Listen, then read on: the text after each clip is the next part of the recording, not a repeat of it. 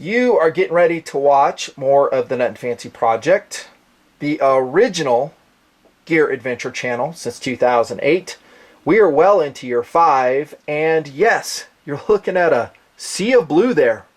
Nothing on the table yet. Now guys, go ask your wives what this color blue means to them when they see you watching it on your computer, on your mobile device, watching a Nutnfancy tabletop review. I bet you they tell you they are scared when they see that color blue, because they know you're going to go spend some more money. And I bet you I'm going to sell some of these guns, because this gun freaking rocks, guys. It does. But let's not get ahead of ourselves. I need to set the stage, lay the foundation for this video review, and it starts right now. I'm going to put 5 guns on the table, guys. Each one is a Hall of Fame concealed carry pistol option here in the Nutnfancy Project. For that matter, with the Nutnfancy family. Each gun I'm going to put on the table is in the carry rotation for myself, Mrs. Nutnfancy, my son Tactical Doodle, later in life when he gets his license, last suspect, my youngest son.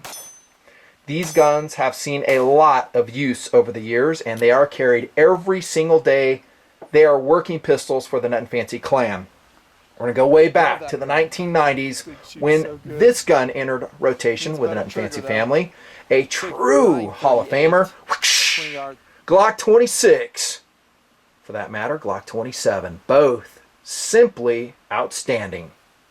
Go watch my Glock mods video posted, I don't know, way back in 08, 09, I forget. It wears all those mods. This gun is carried more these days than any other pistol by myself. Did you know that? Seriously. Galco classic light holster, shoulder holster, Glock 26 inside. Love this gun. Now, I have ejected around from the chamber, but a lot of these magazines are loaded because they are working guns after all. I'm not going to unload all the magazines just for the video. I think that's rocking some golden sabers in there. 124 grain plus Ps. Awesome round. We'll talk more about that round as we go along here. Got to move along though. Say goodbye to Glock. Awesome concealed carry option. And another reason I'm doing this is because notice each of these HOF concealed carry pistols really has a different fire control system to it. Safe action for the Glock. Here we go with a true Hall of Famer. This one may surprise a lot of TMPers. Walther PPK. What? Nutnfancy, we thought you hated the 380. Well, you are very perceptive, my friend. I pretty much do. As a primary concealed carry philosophy of use, I don't. Go reference my video. The 380 still sucks. We talk all about it there. I'm not going to say it here. This is mostly carried by my son Tactical Doodle. He loves the PPK, and this is exactly how he carries it. Safety forward, round in the chamber. It doesn't have one now, as you can tell. And I think he's rocking 95 grain Hydra shocks in that. Great gun. Very slim, unlike the Glock. We'll talk more about slimness as this video goes on. Okay. Walther PPK. Yes, still an HOF carry pistol. I've reviewed that. I love that gun. Say hello, by the way, to... What? That's right, Ruger LCR. Did that surprise you? It shouldn't. I raved about this gun when I reviewed it. The LCR. Yes, it's a revolver. Yes, it's rounds limited. Yes, you have to stage a trigger. Can't speak. But man, is this gun accurate. I mean, I'm hitting 6-inch plates at, I don't know, what, 20 yards with this thing in that video review. All the shooting we did in trench warfare. Great gun. Tactical Doodle mostly carries this, to be honest. I don't think it has enough rounds for me. This one does. Next up, reviewed it lots, talked about it lots, love this gun still. Some hate it, I don't. Keltec PF9. Hall of Famer, baby. I've never had a problem with them. I'm not saying I've never seen a jam in them. All these guns will have problems. Not the LCR, it's pretty much reliable. But once in a while, actually for that matter the Glock, pretty reliable. But most subcompact semi-auto pistols are going to bobble once in a while. But I'll tell you, I still love this gun. This is a double action only trigger. This is SA to DA transition with a safety. Double action revolver, safe action. All Hall of Famers. Love them. Accurate, adequate calibers. Mostly. Add this one to the list, guys. I'm just saying, add it to the list. You already know what it is. You see the title of the video. Sig 938. Hall of Famer. That's right, I'm saying it. It is a Hall of Famer. Hands down. Now, I reviewed the Sig 380 P238, I think back in 2009, and I loved that gun, caliber notwithstanding. I have to say that because I think the P238, and I got to get these nomenclatures right, they're very easy to confuse. I think it's a great backup gun, and that will take us right into philosophy of use, and that's where we need to go. Get moving here. I think the 938 could also fill that role very well. Now, if you don't know what I'm talking about, I'm saying you have a primary larger weapon. And now you're going to integrate a backup option, especially if you're for, I don't know, an FCLE guy. That is for Constitution LE guys. Those are the ones I care about. For whatever agency, usually it's sheriffs. Great option for you. The Sig P938. Ankle holster, you betcha. Shoulder holster, if you can find one that fits. I think they will be forthcoming. You betcha. Inside the waistband, you bet. Holster on your body armor. Absolutely, it's a great backup option. And I'm going to say it right here. It's better than the Sig P238 380. That's because I love this caliber a lot more than I do the 380. Again, reference that video I told you about. Why the 380 ACP still sucks. A philosophy discussion on the 380 ACP and why I think it is inferior to the 9mm for most philosophies of use, to include backup pistol. Now, if you are really size limited, you cannot integrate even something as small as a Sig P938. Notice I have to slow down and get the nomenclature right. Then okay, I get it. You have to integrate, I don't know, an LCP by Ruger, a Keltec, you know, P3AT. I reviewed that one too. I understand. But I would go with the major caliber, minimal, I'm saying minimum acceptable of 9mm. That's what I do. And that will take us to another philosophy of use. That is primary concealed carry option for a civilian. I think that's who mostly is going to watch this video. Guys who want to know if the 938 is a great option, good option for their CCP, their CCW license. Here's your answer: yes. That's right. Get it. With one big caveat, and I said this very clearly in the P238 review. You got to be familiar with the 1911 battery of arms, and you got to be cool with it. What do you mean nothing? Well, I mean you got to know how to work it. You got to be willing and able to carry cocked and locked, and it doesn't freak you out. So pretend this gun is loaded. We always treat a gun like it's loaded. But let's say it's loaded. Are you good with carrying the gun around just like you see it? Hammer back, safety up. Because that's how the gun should be carried in that role. Flat out. Are you good with that? Do you know how to manipulate the battery of arms 1911 style? When you draw the weapon, you're going to take the safety off. It's like muscle memory. You can never ever forget. When you're done shooting, you've engaged the safety. Muscle memory. You can never forget. You keep the finger off the trigger until you're ready to engage the target, and then it comes into the trigger guard. Safety comes off, then you can engage. Finger comes out, safety comes back on. Are you good with that? If you are, then you're going to love the 938, man. Nice. It freaking rocks. And something I said in the P238 review, very clearly, is ladies' gun for a female shooter. Here's a major reason why is a P938 has a very easy to manipulate slide. Very easy to rack. A lot of guns aren't, to include the PPK. There are some female shooters that have a tough time with that one. There are some female shooters that have a tough time with the Glock. I mean, it's kind of stiff for them to retract that slide, and it doesn't work for them. In that regard alone. The 938, it will work for you. Great ladies gun. Just like I said with LCR, I said that as well. This is a great ladies gun. As long as you understand the limitations of revolver, I'm not going to go into that. Every gun will have limitations. You just got to know what they are, lay the cards on the table, and see if they work for you. See if they work for you. If they do, I mean, go for it, dude. How about primary home defense weapon? Talking POUs. Here's my answer. No. Yeah, I said it. You don't have a way to integrate a light. It's very small. You know, 1911 battery of arms, notwithstanding. I'm just going to assume from here on out that you know about them, you're good with them, you like them. Let's just get beyond that. But it's small. There you go. And I've said this since 2008, ever since I started TMP. Small guns are very difficult to shoot well, 20 yards, especially under stress. steel, If nice. you have to make a longer shot with your 938, I'm going to say good luck. Not because, as you'll see in accuracy, the gun is not capable of that longer shot out to 25 yards. It absolutely is. But you're not capable because we're stressed. This little tiny gun, which by the way only weighs 17.6 ounces with a +1 base plate. That is a 7-round magazine. That is extremely light. It's tough to shoot. So as you're stoked, you know, burglar comes in. I'm going to move these out of the way now so they don't distract.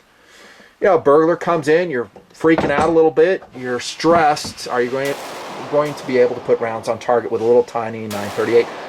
Maybe if you're really practiced and skilled. I say you're better served by a full-size service pistol with a light integrated on it, just like I said with a P227 review recently. Get that one, and if you're a female shooter or you have smaller hands, just keep running that short trigger on it as an option. Other options abound, and I've reviewed lots. The Glock would come to mind as well. Maybe not the 26, but the 19, 23, 17, 22, on and on the list goes. Those have light capabilities. Home defense, that's philosophies of use. Recreationally, this may surprise you. You ready? I have to do a POU discussion on this gun. I know it adds time to the video, but it's interesting, and you're going to hear things here in my videos you will hear nowhere else. I would say yes, recreationally. Now, guys who may be new to TMP, or girls for that matter, welcome. Maybe going, well, it's a big deal. Recreationally, sure, it's fun. Well, a lot of small pistols aren't fun to shoot, and people complain about them all the time. I've been one of them. The P938 was fun to shoot, if I remember right. That one has long since left TMP. But this gun, for instance, to be honest, to keep it real, not fun. A lot of people shoot the PF9, they go, okay, I'm done. 50 rounds and they're done. Some complain of trigger slap. I've never seen that, by the way, myself, on a PF9. Never. Some people do, though. And to represent the issue fairly, it's not a recreational gun. You practice with it, but you're not having fun while you're doing it. P938, I'll say it right now, has shooting characteristics beyond its size. Very soft shooting for such a tiny 9mm. I'm just leveling with you guys. I mean, I shot this with Crockett, and I'm just saying, man, this is a soft shoot 9. I feel like I'm shooting a 380, if that. And yes, it only weighs 17.6 ounces empty. So I would say recreational. If you can stoke it to just go have fun with it, yeah, totally. Got to move on. This is a good point, I think, to bring up something kind of important when we're talking about the size, width, weight, balance, and feel of the Sig P938. Remember its category. This is a subcompact, single stack 9mm carry pistol. For me to be stoked on any gun in this category, it has to have two things pretty much squared away. Can you guess what they are? That's right, weight. You guys are on it. We talked about that already. It's 17.6 ounces with that 7-round finger rest magazine installed empty. That's a good weight. Love it. Yes, there are a couple I think that are lighter, but it's in the ballpark, and it comes in under 20 ounces. What's the other one? Well, we're looking at it right here. Width. That is a critical dimension on a subcompact single stack 9mm carry pistol. If we change calibers, we go up in calibers, I'm more forgiving. But for a 9mm, not so much. Now I know the PPK is not a 9mm. We're just using it for dimensional comparison, and that's because it gets so many things right. For instance, the slide on this gun is 1 inch wide. Safety notwithstanding. Very comfortable. Yeah, it's not the lightest gun around. It's like 26.5 ounces empty, if I remember. But it was thin enough where I carried it for a long time. That is a critical dimension. It makes a gun comfortable to carry in a lot of different holsters. shoulder holster, ankle holster, inside the waistband. You get the picture. The 938 slide, 1.1 inches in width, so it is just a little bit wider. Again, the ambi safeties, which we'll look at here in a second, notwithstanding. Now, you might say, Mr. Glock owner, and you would be correct, hey, 1.1 inches, dude, that's almost as wide as a 1.18 inch wide Glock 26. You are correct. But let me tell you this, there's 2 points I want to make here. One is you've just gone out of category. This is not a single stack 9mm, or if you're running a 27 for that matter. It's not a single stack, it's more firepower. Therefore, we should be ready to accept maybe a little extra width, maybe a little extra weight. You follow? That's why I said that remember the category. If it's single stack 9mm, then those are my standards. I would like it to come under 20 ounces, we'd say, and be as thin as possible. Glock 26, 27, they are thicker, and they're heavier. And also, the other point I was going to make is, even though it's just 1/10 of an inch or so, it makes a big difference. I'm not going to lie to you. You wouldn't think it would, but it does. Talk to guys that carry Glocks in the ankle holsters inside the waistband, and you will probably hear a complaint, from them. I put up with it. Again, I'm riding it in a shoulder holster. It works for me. Totally does. But that's something to keep in mind. It's not the thinnest gun out there, but it's close. Let's throw it up against the Kel-Tec PF9. We're looking at width only right here. A little bit fatter than 938. Is it critical between these two guns? I would say no, not really. The Kel-Tec is amazingly easy to carry. There are some other ones like that, like the Walther PPS, to keep in mind. There you go. So I would say the balance, by the way, on this gun, the 938, it's like a mini 1911. What can I say? That is to say, it's very well balanced. If you like a 1911 and you like the ergonomics, which we're going to look at in depth here in just a second, I think you'll love it. The balance is excellent. Weight and width totally in there. Very competitive for what it is. And that takes us to firepower. Now, we talked about the weight. I like it to come under 20 ounces. That's just me here in the Nutnfancy project. Awesome. And I would also like it to be a 7-round +1 configuration. Has to be, because I shouldn't say it has to be, but for me to be interested in it, it's got to meet a gun like this. And no, the PF9 is not the only gun that does it, but it's a good example of one that does. And it has, I think, 9-round magazines, so you can actually run a 9+1 configuration in your PF9. It's very thin, very light. Again, we talked about that. It's a 15-ounce 9mm subcompact. Still category leading.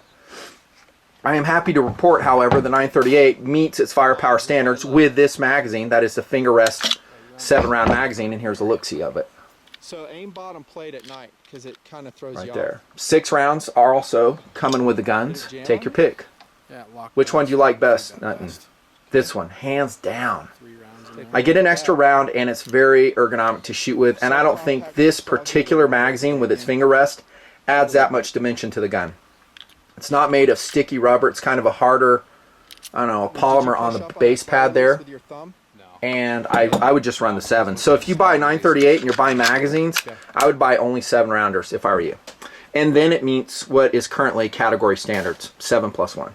So firepower is good, I would say. And I'm happy to report also, when we talk about the 938, it does not have a magazine safety. Oh, I like that. I like that. There's a mag well, by the way. It is slightly beveled.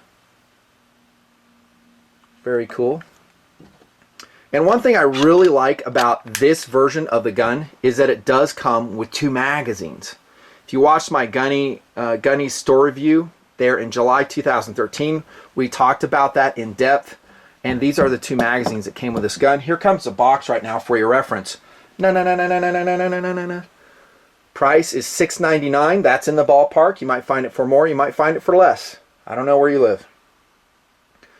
At Gunny's, that's what they're selling it for in mid-2013. This is called the Sig 938 Nitron TFO Hogue. And I love it. This is my favorite version, hands down, of the 938. It's highly recommended. And that'll take us to ergonomics. And I'll tell you exactly why. Before I do that, though, let me back up a little bit and tell you that if you don't like this particular gun, how it looks, the color scheme, you don't like the grips, whatever, there are a lot of other options. For instance, you can go with a very good looking Sig 938 Extreme That's a good looking gun. How about the rosewood? More of a classic look. Classic, I don't know, 1911 look with a rosewood. And no, I don't really care for that one that much. I don't. I don't know. I just don't. It doesn't connect with me. The SAS, however, does, even though it is, you know, silver in finish. Notice the slide of the SAS 938. That is huge. I'm going to talk about that when I get to looking at the slide on this one. Great option. The Nightmare's out there. Sig 938 Nightmare. Cool gun. And then, like we see in a lot of Sig Sauer models, you have an Equinox version currently of the Sig P938. Great looking gun. Notice the differences in grips, maybe some differences in sights, and it will continue to change and morph, probably just like the Sig 238 lineup. Lots of flavors to be offered. I do get the sense, though, the 938 is kind of stagnated right now. I don't hear a lot about it. I don't hear people raving about it. I don't go in gun stores and hear people wanting to buy it. And that's one reason I'm doing this video, because I think it deserves a lot more attention than it's getting. It is a premier Hall of Fame carry pistol. And that will take us to, finally, ergonomics. And I'm going to start right here, dudes. The grips. Now, usually, not all the time, I don't like sticky rubber grips, especially for a carry pistol, because they'll grab your clothing. For instance, if you're running inside the waistband, you'll kneel down, your shirt will ride up, and then it will hold the cloth and it won't slip down. I really wish these were made of a hard plastic material, kind of like the Sig P227 grips we just looked at on that review. Okay, I'm just going to throw that out there. But that being said, these are the Hogue rubber grips, and other than the rubber material, they are absolutely fabulous on this gun. Hands down. Probably the best set of Hogue grips for an individual pistol I've ever seen in my life. That's right, I said it. Here's why. It gives you this ridge that locks the gun into your hand. Now you incorporate that finger rest magazine and you can really get a good grip on the 938. There are swells on it, look at that, that fill in the palm of your hand, and it's great stippling there. Granted, it's molded in. These are great grips. Great grips. Love them. Now, there's also some, I'm trying to think if Crimson Trace makes laser grips for the 938. I really don't know. I know they make a laser module. The LG 942s out there. We'll talk about that maybe when we get to accessories again. The other models I mentioned have different grips. They can be more traditional. They have an AG out there that I think is an aluminum gripped model. Might look at that. And most models do have checkering on the front strap. This is what it looks like on the back. Speaking of the grip of this very diminutive Mini 1911. There you go. Great grips. Love it, love it, love it. Magazine release, can't speak, is excellent. Very positive. No issues whatsoever. Notice it's not super raised, so it's caused problems. Inadvertent actuation that we have seen with other subcompact pistols. Witness, I guess, the LCP by Ruger, and at times the P3AT by Keltec. I've inadvertently released that magazine when I didn't want to, just because of my grip. How about the hammer? It is MIM'd. Is that a problem, you know, for durability? I don't think so. Not at all. And you can tell it's MIM'd just because it's, you know, looks like it's kind of CNC'd, but it's not. That's a MIM'd hammer. It'll work fine. No problems. It's got, you know, grasping serrations on the back. Excellent. There's your sights, by the way. And this is another reason I love this version, the Nitron TFO 938, because it has that TFO front sight on it that is very visible in daytime. And then in low light, it still provides you a tritium sight picture. They're all green, if you're wondering. The back ones as well. The sight set on the 238, and for that matter, the 938, are huge selling points because they're about like the sight sets you'll get on the full-size combat Sig Sauer pistols. They're not target sights, they're combat sights. They're easy to pick up, and in this little gun, it's easy to make hits with them. That's another reason I just will rave about the 938, just like I did with the 238. I hate it when we get a subcompact carry pistol and it has hardly any sights on it at all. And the manufacturer goes, they'll shrug their shoulders and go, well, you're only going to be shooting this thing at 3 yards. Well, I know, maybe, but what if? You know, what if I have to make a longer shot? A+ on the sights. Grasping grooves on the slide, outstanding. I have heard that some models will have them on the front portion. I don't think that's necessary at all, says I. I think just the way they come, perfect. And notice this, by the way, safety's on. And I got to take the magazine out. You can rack the slide with the safety on, as long as the hammer's back. I think if the hammer's down, I'm sorry, let me see. There you go. Yeah, with the hammer down, safety on, you can't do it. But if you fan the hammer back, safety on, you can do it all day long. So that's kind of cool. So you can load and charge the gun with the safety on. Awesome. Speaking of the safety, nice and positive. Listen. No issues whatsoever, and that in itself is a huge accomplishment. I can't tell you how many 1911s I've seen that do not have a positive safety, and for that matter, do not have an ambi safety that's low profile. We've seen some in front of this camera, haven't we? Look at that. Ready? That's cool though. Safety, excellent. Slide stop, excellent. Kind of some sharp edges there, but I didn't notice them at all. And like all good pistols in this category, it will lock open last shot. Excellent. And that'll take us to the trigger, which, by the way, is not so excellent. Out of the box, this Sig 938 pulled around 9 pounds. Gritty take-up. Stagey. I did not like it. We complained about it when we were shooting this gun. We're just like, man, the trigger on this is stiff. And these guns, once again, like we talked in the POU discussion, are hard to shoot. You know, the last thing you need is a trigger that's going to throw your sight picture off even more. Granted, this is probably a contact close gun, but again, what if? I didn't like the trigger. I just did not. It's serrated on its face. It's polymer in nature, and I actually hit this with some 400 grit sandpaper to round these edges just a little bit. And I took the gun to Yoda. That's a Terry G at Impact Guns in Ogden, Utah, and he did a trigger job on it. Easy enough to do, and I'm going to break that out, I think, into its own video so you guys can see how it's done. And now let's check out the trigger pull on this sucker. I did not want him to lighten it up to like 4 pounds, not for a single action carry pistol. I was hoping for around 5 pounds. I did not quite get that with the trigger job. We might do some more work on it. I think it pulls at 7 or something. Jeez, that one pulled hard. Not too good. Let's see. I just shot this too, post trigger job, and it seemed like it was much, much better. There we go. That's a good pull right there. 6 3/4, 6.5 pounds is what this trigger's pulling in. And it is hugely improved by Yoda. Hugely improved. Because that grittiness is gone in the take up, right? It's just a crisp, nice let off. I might just leave it the way it is, really. We'll look at accuracy and we'll see if that truly worked that way. Talking about ergonomics. What else did I forget? Oh, this is huge. I gotta tell you this. In some of the video, you'll see my friend Crockett20 lock this slide open constantly with his grip. He has this high, you know, thumbs forward grip like this, and almost every shot when he's running the 938, he's pushing this lever up and locking the slide back like that. And he knew it. I was telling him he's doing it, and you know, old habits die hard. I don't shoot that way. I bring my thumbs down lower, and that was a big problem. I'm not going to lie. Towards the end of the shooting session, he was getting it, and he was running completely reliably because of his grip.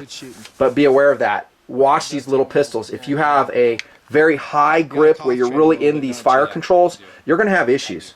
Yeah, I do too. You just are. So be advised. Also, I think I mentioned this under philosophy of use. Remember how easy this thing is to rack. For our lady folks out there, love it. Overall, let's say the ergonomics on this thing, 1911 operation, just know that, notwithstanding, are outstanding. Kind of repeated myself there. On to accuracy. Here we go. This is 5 yards semi-rapid with the 938 yesterday. Cellar and bellet. I'm pretty happy with that. Yeah, it's only 5 yards, but I wasn't really taking my time. I'm just kind of, you know, cooking them off. You know, rolling the footage somewhere. Here's 8 yards standing. That's a good test distance for a subcompact carry pistol, by the way.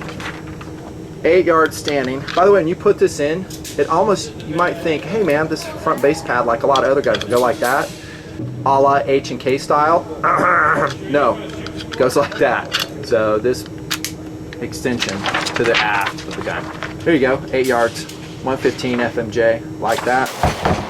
Then we get into specialty loads, and this is some of the stuff I fired out of this gun. You got gold dot, 124 grain.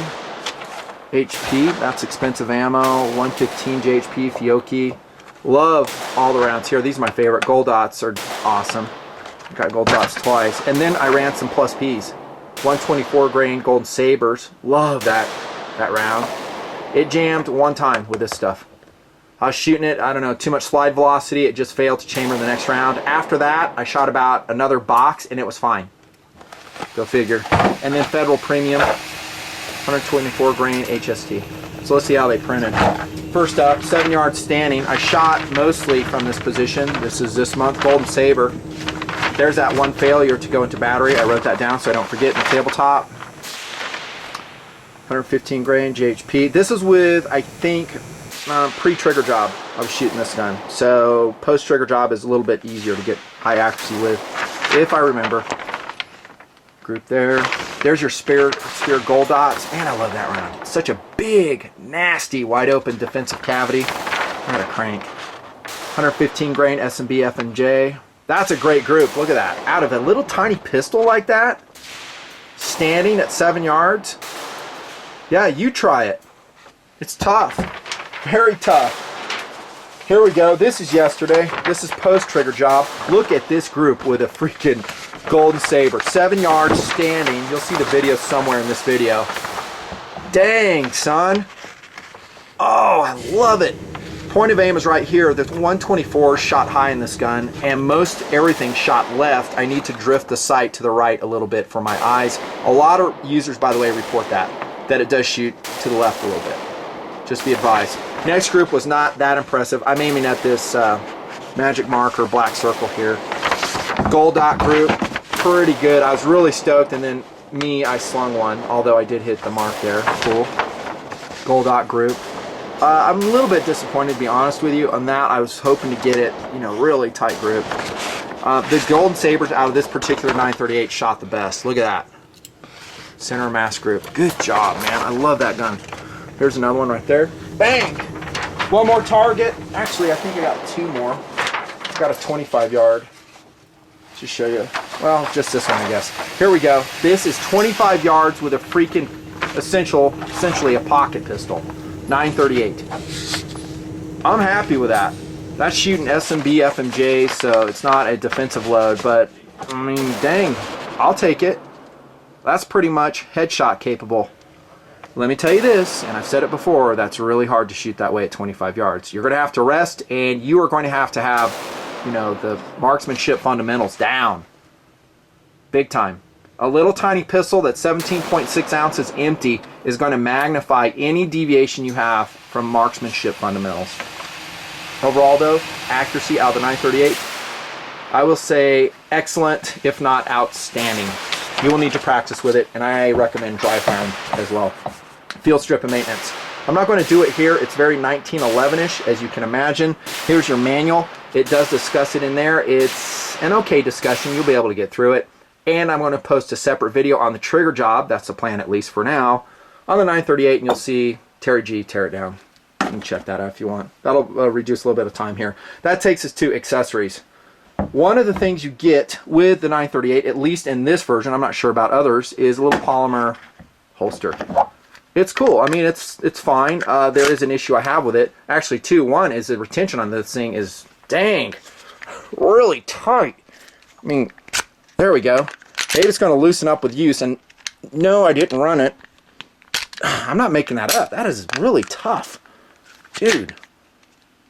Might put some Armor All in there or something to slick it up. And the clip is kind of wide. It really will not lock on your belt, and you don't want your holster to be sliding around. You want a very locked in, squared away presentation off your belt. But it comes with, I think, the gun, and it's there. I think more holsters will be available. I think you might be able to cram it into some Sig P938 holsters if they have an open mouth on them. I just don't know. I didn't really look around a lot. I really would love it if Galco made a classic light shoulder holster for this bad boy. Now we're talking. Big time. Lots of different grip options available directly from Sig. I showed you some photos of that. If you want to change out the grip, again, these are my favorites, hands down. There is that laser module from Crimson Trace. It's LG942. It's not cheap though. It's like $200, and it's going to completely fill in this space right here. Maybe I'll roll in a photo. Would you recommend that? I don't know. I'm not a huge laser guy. I'm a huge marksmanship fundamentals guy. The big advantage of lasers for me is intimidation factor. You put that on the chest, you say, hey dude, that's where the round's going to go. Do you really want to continue doing what you're doing? I like that. So it's kind of a, you know, deterrent. On to value.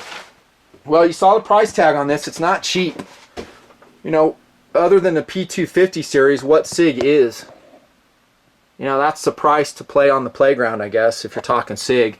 I'll tell you this, though. The Nutnfancy Project bought the Sig P938 several years ago, and we sold it almost for what we bought it for. So that's good. I think these guns will hold their value, and, you know, to me it's worth it. I think it represents excellent, if not, you know, outstanding value for the kind of gun it is.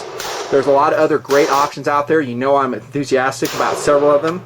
I mentioned the Kel-Tec PF9. It's 15 ounces, about $250. You know, this gun right here, love it. A lot of guys don't, though. They don't like the double action only trigger. They can't shoot it. They can't hit with it. You know, I don't have a problem, but some guys do. Ruger LC9, that is a gun that's hard to hit with. You want to talk about a gun hard to hit with? The Ruger LC9. We tested it. It is reviewed here in TNP. It is an option. A less expensive option by a large margin than the P938. Kimber Solo is about the same price, about the same weight, 17 rounds, but it's a 6-rounder, 6+1, 2.7-inch barrel. That's a good gun. You know, they say it's ammo specific. I will tell you this, I have people I know, like Terry G, who has one. They say they're running 115 grains out of their Solos, no problem. The XDS9 is 23 ounces. Recently, I expressed, I don't know, mediocre interest in that gun because of its weight. It is a 7+1 category gun, just like we talked about earlier. It has about a 7 to 8 pound trigger on it. I do love XDs, XDMs. However, as a single stack gun, I'm not too enthusiastic about the XDS9. Now, you upgrade to the XDS45, I'm more enthusiastic because it's a different caliber, has a harder hitting round being sent down the barrel. But if I'm going to carry a 23 ounce pistol, I'm going to upgrade to a Glock 26, Glock 27, get more rounds, and probably, I don't know, more capabilities with those rounds. That's just me. Car PM9 is still out there. I don't think it's super popular, but it is super expensive. It's a polymer gun. Reviewed it a long time ago, back in 08 here. A couple options. Some are about as much, some are more, and some are less. Take your pick. I think it's worth it. Oh, I forgot to mention the Smith & Wesson Shield. That one. I think that one exceeds a 20 ounce, you know, limit for me for, I don't know, just whatever it's worth. Durability, reliability, and track record. We're coming to the home stretch on the Sig P938. Feature length, apparently. Review here in Nutnfancy Project. In our hands, like I said, we did have the failure to go into battery with a plus P Golden Saber. And I also had a failure to ignite an SMB round. So I had a light primer strike. And out of several hundred rounds, that's the only malfunction. Earlier versions had all kinds of problems. Just like the P238 initially, the 938 came out and a lot of guys reported problems. You know, and I think Sig took care of them, just like they did with the P238. They have outstanding service, and these are lifetime warranted pistols. So if you have a problem with the 938, send it back. But if you get one that is serial numbered, you can look it up online after, I think, fall of 2012, September, October 2012, like this one, you're not going to have any problems. The ejector is external, just like the large size, you know, Sig pistols, MIM'd, no doubt. And by the way, I forgot to mention this. This is a CNC milled stainless steel nitron coated slide. And I love it. I think it's rock solid, no problems at all. Will you get some finish rubbing off over time? Probably. That's usually how it goes. And I'm so glad I remembered this. Remember that SAS model? Did you notice the slide on it? Here comes a photo again. Look at how melted that slide is on that P938 SAS. That's my favorite slide. It's got those nice, smooth, rounded edges. I think the perfect Sig P938 would be having that slide blackened on this gun. TFO sights, Hoe grips, you can do whatever color you want on these, I don't really care. And 7-round magazine, extra 6 coming with it, SAS slide. Bang! Call it the Nutnfancy P938. Yeah, that would be the ultimate, because then you don't have these sharp edges on here. See that? I don't think in most holsters that will be noticed, but I would really like it rounded. you know, who knows? As this gun goes down the road, it may have some more reliability problems like it did in the past when it was first introduced. I kind of doubt it though. It was very reliable in our hands with 115s, 124s. I did not, however, test 147s out of this. I meant to, just didn't get around to it. You know, here's your review right there. I love the gun. Lightweight, adequately thin. It's very small in presentation. You know, it's smaller than a freaking PPK apparently. Well, not as narrow. I put it up against a Colt Mustang. Check that out.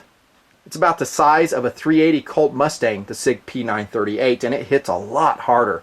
Very accurate, reliable, like I said, ergonomic. Just change that trigger a little bit and you will fall in love with it like I did. That's the Nutnfancy review. See you guys.